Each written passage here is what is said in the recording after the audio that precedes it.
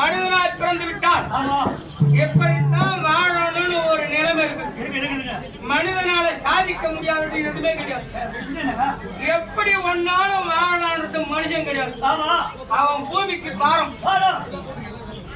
சித்தப்பன் பெரியவனுக்கு பயப்படாத, கிராமத்துல இருக்கக்கூடிய பெரியவங்களுக்கு பயப்படாத, உற்றார் உறவினருக்கு பயப்படாத, பெரியவங்க வராங்க சின்ன பிள்ளை வருது அப்படின்னு பயப்படாத. எந்த நேரம் ஒன்னாட்டம் குடிச்சிட்டு தேவடியா பசங்க சுத்தி வரான்ல அவனுக்கு பூமிக்கு பாரம் செத்து இருக்க கூடாது. ஒருவன் உழைப்பில வேர்வில இருந்து ஒரு நாளைக்கு நாளும் ஒரு ஜீவனுக்கு சாப்பாடு போடணும். செடிக்கு தண்ணி ஊத்தியோ எறும்பிக்கு சாப்பாடு போடணும். அதிலும் முடியல. ஒரு வாரத்துக்கு ஒரு முறை 8 நாளைக்கு ஒரு முறை நாளும் இவனுடைய வேர்வில இருந்து அடுத்தவனுக்கு ஒரு வேளை சாப்பாடு போடணும். அதுவும் முடியல.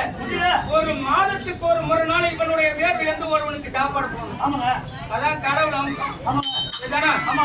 இப்ப இவன் வேர்வில இருந்து போடல, நாவல இருந்து போட்டிருக்காரு. எத்தனையோ நாடகக்காரர்களுக்கு சாப்பாடு, எத்தனையோ கலைஞர்களுக்கு நாவினமாக சாப்பாடு போட்டிருக்காரு. மொழி கவிராயராக இருக்கும் சங்கராஜன் ஐயா அவர்கள் சொல்ல முடியாது.